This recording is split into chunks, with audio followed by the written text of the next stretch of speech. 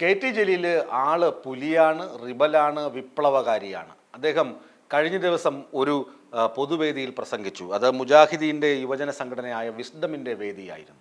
വേദിയിൽ അദ്ദേഹം കത്തിക്കയറിയത് മുസ്ലിം മദ്രസകളെക്കുറിച്ചാണ്.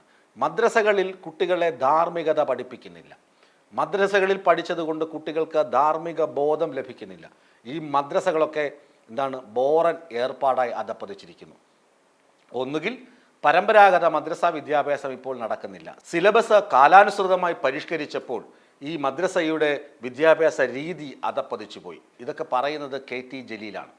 കെ.ടി. ജലീൽ പറയുന്നു, ഞാൻ കുറേ കാലം കോളേജ് അധ്യാപകനായിരുന്നു. അവിടെ പഠിക്കാൻ പല സമുദായത്തിൽപ്പെട്ട വിദ്യാർത്ഥിനികളെത്തും.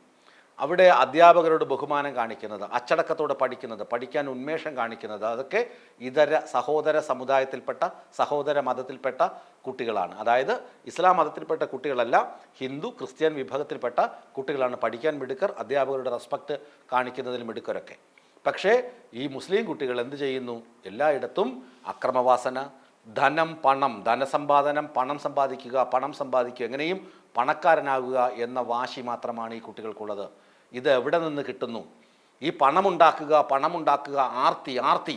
ഈ ആർത്തി മൂത്താണ് ഇവരെന്ത് ചെയ്യുന്നത്? സ്വർണ്ണക്കള്ളക്കടത്തുകാരായി മാറുന്നത്, സ്വർണ്ണക്കടത്തിൻ്റെ കാരിയർമാരായി മാറുന്നത് എന്ന് ജലീൽ പറയുന്നു. രണ്ടെന്താണ്? മയക്കുമരുന്നെങ്കിൽ മയക്കുമരുന്ന്, എന്തു വിറ്റിട്ടും പൈസ ഉണ്ടാക്കണം എന്ന ചിന്ത ഇവരിൽ വരുന്നത് എവിടെ നിന്നാണ്? ഈ ചിന്ത ഇവരിൽ നിന്ന് തുടച്ചു മാറ്റണം. അതിന് മാറേണ്ടത് എവിടെയാണ്? മദ്രസകളാണ്. അദ്ദേഹം പറയുന്നുണ്ട്, ഹിന്ദുക്കളായി ജനിക്കുന്ന കുട്ടികൾ അവർക്ക് മതപഠനം ലഭിക്കുന്നുണ്ട്. അവരെവിടെയെങ്കിലും ഏതെങ്കിലും സ്കൂളുകളിൽ പോയി മതം പഠിക്കുന്നുണ്ട്? ഇല്ല. അവർ കേട്ടും കണ്ടും അറിയുന്ന കാര്യങ്ങൾ, അവർക്കുള്ള അച്ചടക്കം, ഇതൊന്നും മുസ്ലിം സമുദായത്തിലെ യുവാക്കൾക്കില്ല, ചെറുപ്പക്കാർക്കില്ല എന്നാണ് അദ്ദേഹം പറഞ്ഞു വെക്കുന്നത്. അത് ഒരു തരത്തിൽ ഈ വഴിതെറ്റിപ്പോകുന്നു എന്ന് പറയുന്ന മുസ്ലിം സമുദായത്തിലെ 100% യൂത്തും കുട്ടികളുമൊക്കെ ഈ മയക്കുമരുന്ന് വിൽപ്പന, സ്വർണ്ണക്കടത്ത് വിൽപ്പന എന്ന് അടച്ചാക്ഷേപിക്കുന്നത് തെറ്റാണ് എന്ന് ജലീലിനോട് ആദ്യമേ തന്നെ വിയോജിപ്പുണ്ട്. പിന്നെ കഴിഞ്ഞ ദിവസം കളമശ്ശേരി പോളിടെക്നിക്കിൽ നിന്ന് പിടികൂടിയ കുട്ടികൾ ആരും മുസ്ലിം സമുദായത്തിൽപ്പെട്ടവരല്ല. അങ്ങനെ എല്ലാ സമുദായത്തിൽ നിന്നും ആളുകളെ പിടികൂടുന്നുണ്ട്. എല്ലാ സമുദായത്തിൽപ്പെട്ടവർ ഇതിനകത്തൊക്കെ ഇൻവോൾവ് ആണ് മിസ്റ്റർ ജലീൽ. പക്ഷേ ജലീൽ ഇസ്ലാം സമുദായത്തിൽപ്പെട്ട ആളായതുകൊണ്ടും അദ്ദേഹത്തിന് അത് പറയാനൊരു ധാർമ്മികമായ യോഗ്യത, അദ്ദേഹം കോളേജ് അധ്യാപകനൊക്കെ ആയിരുന്നല്ലോ, അതുകൊണ്ടാണ് അദ്ദേഹം പറയുന്നത് മദ്രസകൾ ഈ ഗുണനിലവാരമില്ലാതായി, മദ്രസകളിൽ പഠിപ്പിക്കുന്നത് മറ്റെന്തൊക്കെയോ കാര്യങ്ങളാണ്, അതുകൊണ്ടാണ് കുട്ടികൾ വഴിതെറ്റിപ്പോകുന്നത് എന്നാണ് അദ്ദേഹം പറയുന്നത്. അതുകൊണ്ട് പിന്നെ ഈ മദ്രസയിൽ പഠിപ്പിക്കാൻ വരുന്ന ആളുകളൊക്കെ ആ പോസ്റ്റൊക്കെ കിട്ടാൻ വേണ്ടി തന്നെ ഒരുപാട് കാശ് ചെലവഴിച്ചൊക്കെയാണ് അവിടേക്ക് എത്തുന്നത്. അപ്പോൾ അങ്ങനെയുള്ള ആളുകളെ കണ്ടുപഠിക്കുന്ന കുട്ടികൾ പിന്നെ എങ്ങനെ ആണ് നന്നാവുക എന്നും ജലീൽ അദ്ദേഹത്തിൻ്റെ കുറിപ്പിൽ ചോദിക്കുന്നുണ്ട്, പ്രസംഗത്തിൽ എടുത്തെടുത്ത് പറയുന്നുമുണ്ട്. ഇതിൽ നിന്ന് നമുക്ക് മനസ്സിലാക്കാൻ കഴിയുന്നത് മുസ്ലിം സമുദായത്തെ അടച്ചാക്ഷേപിച്ചത് കൊണ്ട് കാര്യമില്ല.